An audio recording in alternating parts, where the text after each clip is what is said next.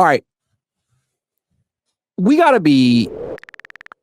talk about Robert Saleh. We got to talk about Robert Saleh. We got to talk about Robert Saleh. We respect Robert Saleh. He's a good guy, and he's good with the media. So a lot of people just kind of leave him alone. His defense needs some help. Hasn't intercepted a pass since the Biden administration. It's been a while now. He wasn't here for all of it, but he's come back, and so far, no interceptions. What would you do in his shoes to help him out? This is a hard one, man. But the biggest thing that I think that I would do is I would disguise coverage schemes. We talked about this, I think, on the 4-man front, like our shows run together. But they're going to have to get very creative with using guys on and off the field, especially with Tatum Bethune not necessarily being as developed in pass defense. I believe that bringing in Chase Lucas is something that we saw earlier on in the preseason, where Chase Lucas being able to be a designated blitzer off to the side, off of the edge at nickel, could help us a lot. We also need to focus on ball skills in practice. We don't get a lot of time on task, especially when it comes to being able to take picks and get them, but being able to be sticky on defense and making it an emphasis in practice. I know this sounds hokey, but it is the truth.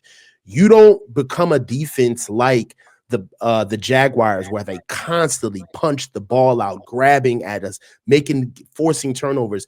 You don't get that unless it is a mantra and it's something that's preached in practice. And it's almost something that I feel like Robert Saleh is going to have to bring back into like the tempo of camp to be able to get that done. Studying quarterback tendencies. We're looking at the quarterbacks that we have right now. We got Michael Penix Jr. that's coming up. He's not necessarily a strong processor at a quarterback, but we can bait, set traps, understand certain scenarios during games when able to start actually producing and engineering for picks, right? A lot of times when you have a defense that has been as talented as ours in years past, you don't worry about interceptions because the culture of the defense and the talent of the team just generates them naturally. You got a good front seven, you're going to get picks. However, we don't have the pass rush necessarily to be able to get the ball out. So we've got to start actually kind of fishing. We got to start picking our spots in our lake. We can't just get out there and throw off the dock of the pier. So those are some of the things that I think that will help us initially. And, lastly, creating a turnover mentality, right? These guys need to come into games saying that we're going to get picks. All right, we are coming to get picks today. I think that it's something that is going to help. It needs to become a part of the culture of the team, and they'll start coming. They will. I do think it's a personnel issue. You mentioned it. The pass rush isn't great, and if you can't play zone and rush forward and get pressure, it's tough to get interceptions. If you're playing man coverage, it's tough to get interceptions because your back is to the quarterback. But I do think there is something that Saleh can do. He made a big decision this year, and I didn't agree with it then. I don't agree with it now. I don't think it's helping. I think it's hurting the defense. Moving Lenoir out of the slot, I don't like it. I still don't like it. And it's nothing against Upton Stout, because he's a good player and he's hits hard and he can blitz. But your playmaker in the defense is Lenoir. That's who you paid. His best position is in the slot. And by moving him to the edge, to the perimeter, he's not affecting the defense at all. Like, he's being avoided. He can't make plays. And the middle of the field is wide freaking open. So it seems to me that if you want to get the most out of him and get some interceptions, bring him back into the middle of the action, as opposed to letting teams just avoid him most of the game. That's what I would say. PrizePicks will give you $50 when you play your first $5 lineup. Win or lose, you'll get $50 for playing. Use promo code COHN, COHN, and download the app now. Lenoir. You know what, dog? This is why you do you. This is why you do you, Grant. You know what I'm saying, man? Who knows how to be astute, make a good point, and stir the motherfucking pot all at the same time, boy? That's what I do. I went to college for this. You a pro, baby.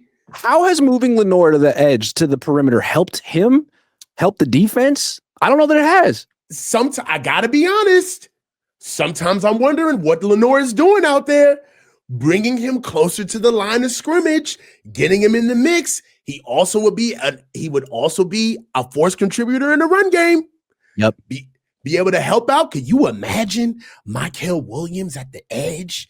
And then you got Diamador Lenoir coming playing games in the gap. Yo, I like that. But okay, so let's be real. Who's replacing Diamador Lenoir on the outside? They're just going to play musical chairs. That's the problem. Mm-hmm. I mean, Darrell Luter Jr. Did someone say something? You said something? I don't know what you just said. I don't know, bro. Like Darrell Luter Jr., Chase Lucas on the outside. Why do they have so many? Why do they have 3 nickels on this team, man? Where are their cornerbacks on this team?